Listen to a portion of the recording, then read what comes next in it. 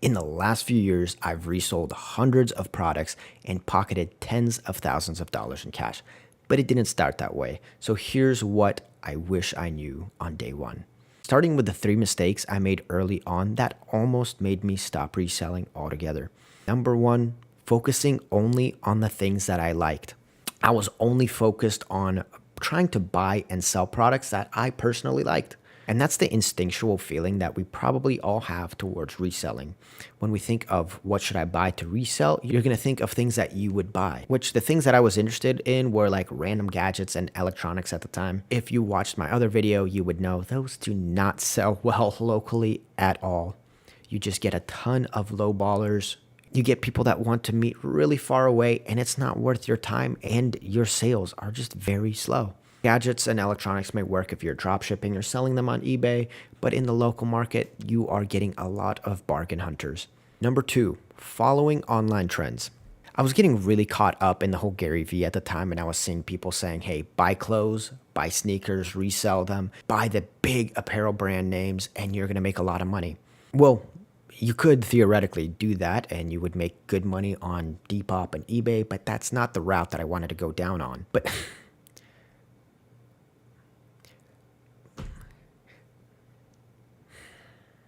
that's not the route I wanted to go down. I just wanted to really focus on reselling locally, and that's where I went wrong. It's people locally, when they see sneakers, they're going to be the ones that are trying to resell them on StockX, Depop, whatever. So they're going to really lowball you. Or a few times I've had it happen where they just don't show up, and it's discouraging. It sucks. And same thing for the clothes, but in a different manner. People aren't trying to buy clothes from you to resell them. They just want clothes for cheap. They just want to kind of was stuck hundreds of dollars down the hole spent on clothes and sneakers that I just couldn't resell for a profit. And the third biggest mistake that I made was being afraid to sell big products. Think furniture, TVs, grills, etc. Anything big is usually very profitable. The reason being is most people just want to get rid of them quick. They don't want to store it. They're selling it for a reason. And a lot of people wait till the last minute when they're moving, and they just need it gone ASAP. And for example, the desk I'm sitting at goes for $400 at Costco, but my wife found it for $50 and got it for me. Probably my favorite gift she got me. But the real problem was I was scared of storing big things because I thought, what if I had them and I couldn't sell them? My first furniture piece that I ended up buying was a teakwood dining table that someone was selling at a garage sale, and for some reason it was still there at the end of the day. And so the lady just wanted to get rid of it, and she took $10 for it. I knew teakwood tables were worth a lot. I didn't really want to sell furniture, but just within a few days, I sold that table for $200. And that's when it really clicked that the big items have a lot of potential. Now, if you want a full deep dive on avoiding the pitfalls of local reselling, I have a full profitability guide for you linked in the top of the description below. Now, the real turning point that changed everything for me was the realization that the more products I tested, the more likely I was to succeed. And with those winning products, I could sell them over and over and over again. Let me break that down for you into the core lessons for long-term success. Test wide, test often. The more products you test, the more opportunities you'll find for profit.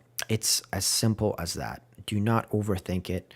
Worst case scenario, you lose a little bit of money, but if you get a lot of messages about the product, you've got yourself a winner. When you find that gold mine product that you're getting dozens of messages about, that's when you have a long-term winner.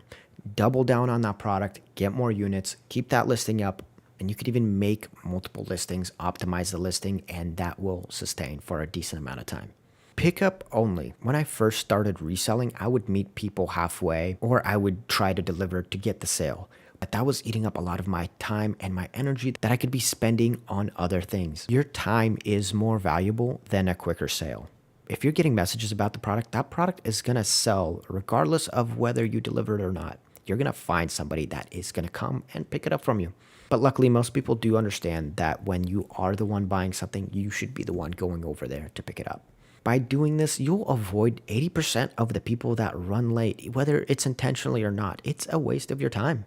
And if you do really want to deliver, you could charge for delivery, whatever you think that your time is worth based on how far away they are. Only time I ever bring anything to anyone anymore is if they're old and I just want to do something nice for an elderly person. But outside of that, I don't even take extra money for deliveries anymore. And something that gets overlooked a lot, I don't know why people don't really talk about this. Your reputation matters locally, whether you like it or not. That is just part of local reselling. If you are wanting to turn this into a sustainable long-term business, the people that are buying from you are likely going to be potential repeat customers.